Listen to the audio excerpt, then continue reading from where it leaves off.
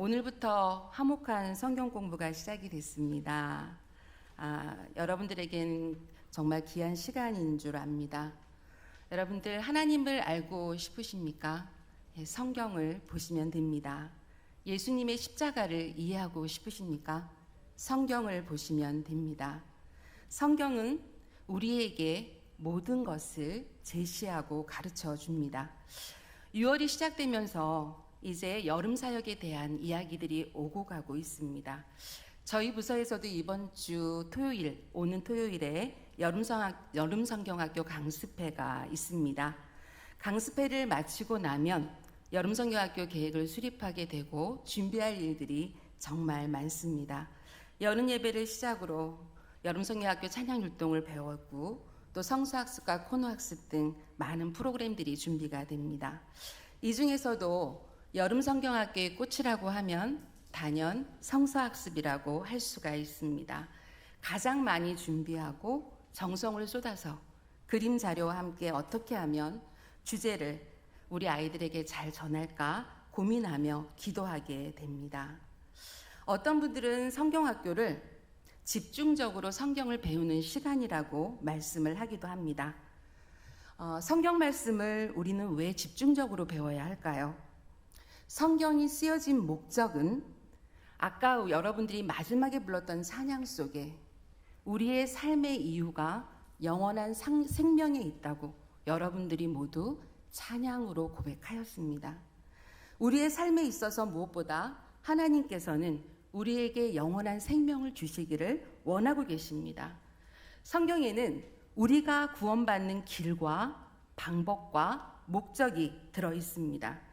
성경은 우리에게 구원에 이르는 지혜서이기 때문에 우리가 성경을 통해서 바르게 배우고 그 속에서 우리의 삶의 길을 찾아가야 합니다. 좋은 나무 성품학교라고 들어보셨을 겁니다. 이 기관을 만드신 분이 이영숙 박사님이신데요. 이분은 목사님의 사모님이시기도 합니다. 한때 교회학교에서 이런 성품학교와 관련된 프로그램들이 굉장히 많이 진행이 되었었습니다. 이영숙 박사님이 이렇게 성경 말씀을 기준으로 해서 인성교육 콘텐츠를 만들고 많은 기관과 학교에 이 성품학교에 관련된 콘텐츠를 제공하였습니다.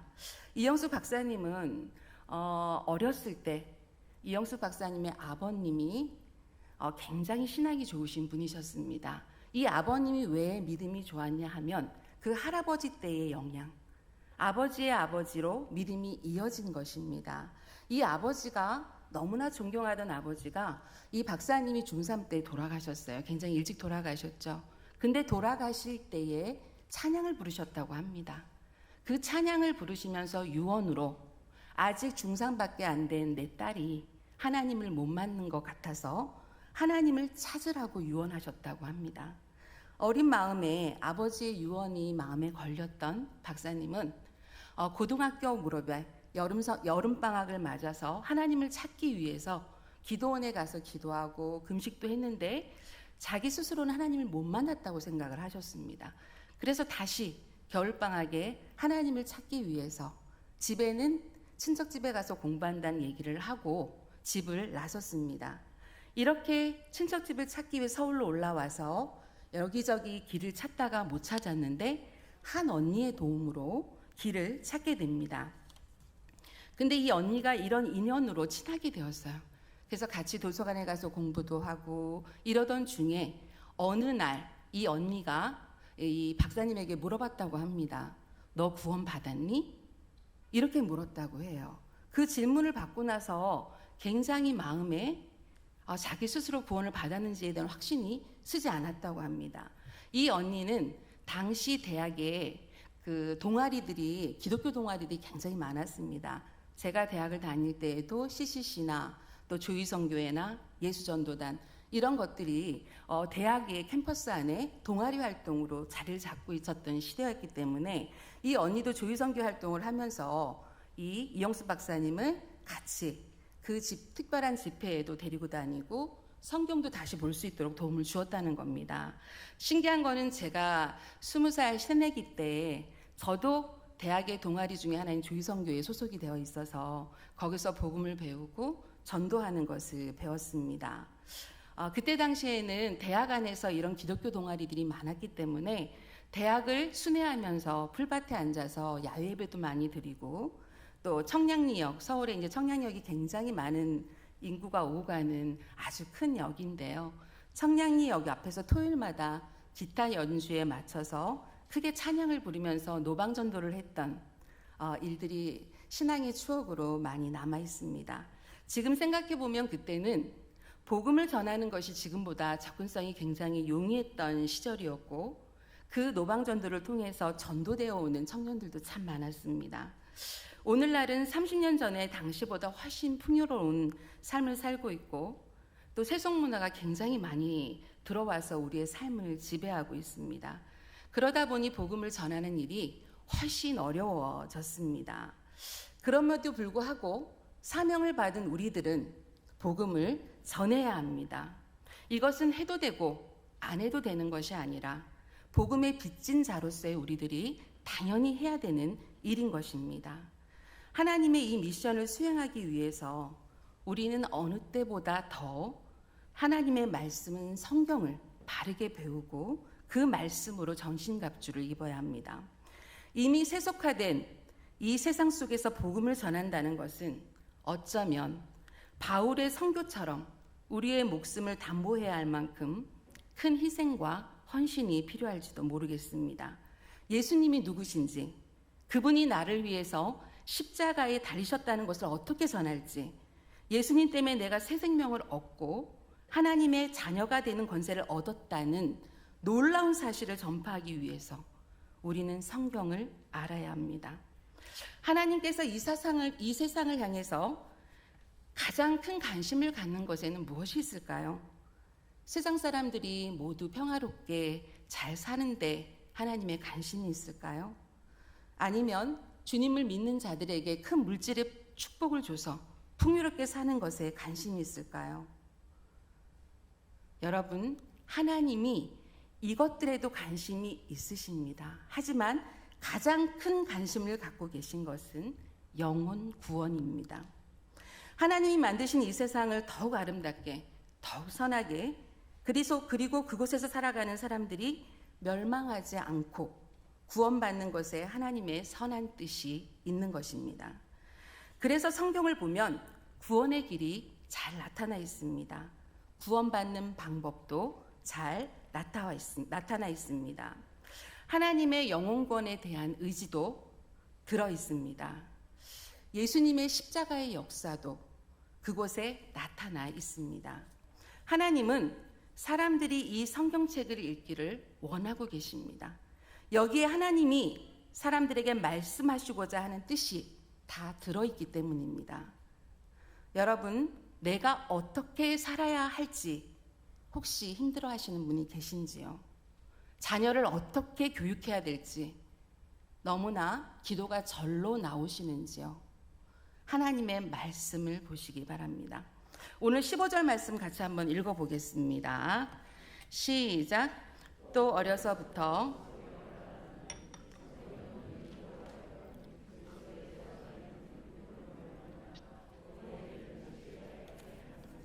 아멘. 성령의 감동으로 기록된 성경은 교훈과 교육을 위한 최고의 교과서입니다. 여러분, 이어서 16절 말씀도 같이 한번 읽어볼까요? 시작. 모든 성경은 하나님의 감동으로 된 것으로 교훈과 책망과 바르게 함과 의로 교육하기에 유익하니. 아멘. 성경은 우리를 구원에 이르게 할 뿐만 아니라 우리가 바르게 사는 진리를 가르쳐 줍니다. 교훈과 책망이라고 하는 것은 우리가 무엇을 해야 되는가, 무엇을 하지 말아야 하는가, 이 기준에 대해서 우리에게 가르쳐 주고 있는 것입니다. 우리가 삐뚤어진 우리의 생각과 우리의 마음을 성경은 바로 잡아줄 수가 있습니다. 무엇이 옳은지, 무엇이 잘못된 것인지를 알고 싶으시면 성경을 보시면 됩니다. 저는 2006년부터 2016년까지 울산 극동방송에서 상담 방송을 진행했습니다. 이 일이 계기가 돼서 상담 심리와 관련해서 공부를 깊이 하게 되었습니다. 제가 진행하던 방송 코너에는 박사님과 함께라고 하는 코너가 있었습니다. 서울의 상담 심리 전문 박사님들과 전화를 통화해서 우리 성도님들의 고민과 여러 가지 문제들을 같이 해결해 주는 그런 코너였습니다. 보통 방송이 4월과 10월쯤에 개편을 하는데 반응이 좋지 않은 방송들은 금세 이렇게 개편이 돼서 사라지는데 조금 자랑입니다. 10년 저는 장기 방송을 했습니다. 예, 그렇게 평가를 받았는데 굉장히 반응이 좋아서 울산 극동 방송이었지만 포항, 부산 이런 지역에서 전화가 많이 걸려왔습니다. 수많은 상담의 내용들이 있었지만 크리스찬 가정들이 세상의 가정 못지않게 무너져 내리는 것을 보았습니다. 자녀들이 부모의 통제를 받을 수 없는 지경에 이르러서 음란물과 방종에 꿈과 희망을 잃어버린 그런 크리스찬 가정의 자녀들을 보았습니다. 여러분, 요즘 학교 현장은 어떤가요? 최근에 제가 상담하고 있는 초등학교 고학년 아이가 있습니다. 이 아이의 담임 선생님께서 도저히 이 아이가 통제되지 않고 너무나 많은 문제를 일으키고 다니니까 하다 안 돼서 병가를 내고 입원을 하셨습니다. 이 선생님은 교직생활 35년의 베테랑 선생님입니다. 그런데 이 아이를 통제하지 못했습니다. 제가 그 아이가 분노하며 교사에게 쌍욕을 하고 기물을 파손하고 폭력을 휘두르는 것을 보았습니다. 예전과 달리 학교에서는 할 수 있는 방법이 등교중지, 교권위원회를 열어서 교사를 보호하기 위한 장치를 만드는 것 뿐이라는 걸 알게 되었습니다. 그 아이의 가정이 무너져 있었습니다. 울타리가 되어야 할 가정에서 바른 훈육이 이루어지지 않았습니다. 가정폭력 아버지의 알코올 중독 어머니, 부부가 싸우면 쌍욕이 일상화가 되는 그런 가정이었고 집에는 제대로 된 살림도구가 없었습니다. 아이가 행하는 모든 폭력과 분노는 가정에서 학습된 것이었습니다. 저는 세상 교육으로는 바른 교육이 잘 안 되는 것을 자주 보았습니다. 성도 여러분, 무엇이 사람을 사람답게 교육할 수 있을까요? 사람을 사람답게 변화시키는 능력은 세상적인 교훈이 아닙니다. 바로 하나님의 말씀인 것입니다. 하나님의 말씀을 통해서 교훈하고 책망하고 바르게 가르치고 교육할 때 인간은 온전하게 되는 것입니다. 성경은 교훈과 교육을 위한 최고의 교과서인 것입니다. 여러분 17절 말씀 같이 한번 읽어보실까요? 시작. 이는 하나님의 사람으로 온전하게 하며 모든 선한 일을 행할 능력을 갖추게 하려 함이라. 아멘. 성령의 감동으로 기록된 성경은 사람을 온전하게 하는 하나님의 말씀입니다. 여기에서 온전하게 하며 라고 하는 말씀의 헬라어는 아르티오스라고 하는데요. 이 말은 아로, 적합하다 라는 말에서 파생된 것으로 완전히 적합한 이라는 의미를 갖고 있습니다. 이 말씀은 하나님의 사람으로 완전하게 적합하게 하는 것이 바로 성경이라는 것입니다. 하나님의 말씀이라는 것이죠. 그런데 그 말씀 뒤에 보면 모든 선한 일을 행할 능력을 갖추게 하려 함이라 라는 말씀이 있습니다. 이 말씀의 헬라어는 좀 어려운데요. 엑세르티스 메노스라고 하는데 이 뜻은 완전히 구비된 이란 뜻입니다. 앞에서 얘기했던 완전히 적합한, 완전히 구비된, 굉장히 비슷하지만 오히려 뒤에 있는 완전히 구비되라는 말이 더 강한 의미의 용어라고 할 수가 있습니다. 사람이 진정으로 선한 일을 하기 위해서 온전할 수 있게, 이 온전이라는 말은 또 영어로 하게 되면 perfect, 완전한이라는 뜻을 갖고 있는데요. 이 온전하게 할 수 있는 것은 성경으로 교육을 받을 때 가르칠 수 있는 말씀인 것입니다. 이처럼 성경에는 우리들의 생활의 그 어떤 문제에도 답을 제시하는 가르침이 있습니다. 우리는 교회학교 어린이들과 청소년들을 향해서 다음 세대 또는 차세대라고 이야기를 합니다. 우리 목사님께서 우리 자녀들이 하나님을 모르는 다른 세대가 되지 않고 다음 세대로 잘 양육해야 한다는 말을 우리에게 자주 들려주십니다. 간혹 많은 분들이 교회마다 장년 중심 또 어른 중심의 교회가 되면 교회 학교가 부흥하지 못한다, 이렇게 이야기를 하는 경우를 들었습니다. 저는 오늘 이 말씀을 준비하면서 저의 시선을 한번 바꿔보았습니다. 다음 세대가 중요하다고 하는데 만약에 여기에 앉아 계신 우리 성도님들, 장년분들이 도와주지 않는다면 어떻게 될까? 어른인 내가 다음 세대라고 선포하고 우리의 자녀들을 다음 세대로 이어질 수 있도록 다리가 되어주고 헌신하는 것이 맞지 않을까, 이런 생각을 해보았습니다. 여기에 앉아 계신 우리들의 희생이 없이는 다음 세대는 없습니다. 그래서 저는 여기에 모인 우리들이 다음 세대의 성경적 가치관으로 먼저 무장해야 된다고 생각합니다. 교회학교 어린이와 청소년, 청년들도 너무나 소중합니다. 하지만 현재 그 과정을 지나온 여기에 앉아 계신 모든 성도님들의 성경적 가치관은 다음 세대를 세우는데 무엇보다 중요합니다. 그래서 저는 여러분들이 저와 같이 한번 구호를 한번 외쳐봤으면 좋겠는데요. 다 같이 손을 한번 이렇게 들어보시고 내가 다음 세대다. 여러분, 교회학교 어린이들과 청소년만 다음 세대가 아니라 내가 다음 세대입니다. 우리가 그걸 한번 외쳐볼 건데요.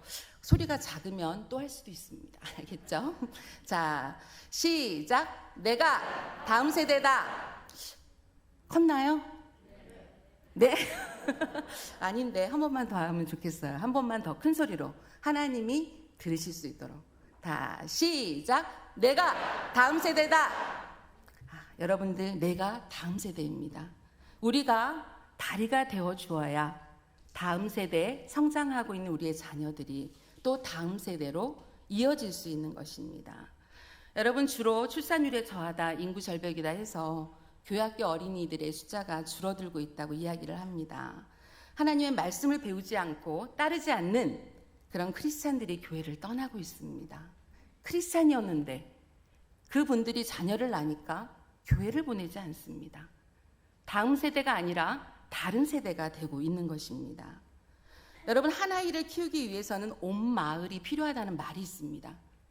여기에 앉아 계신 모든 성도님들이 다음 세대를 키워주셔야 합니다.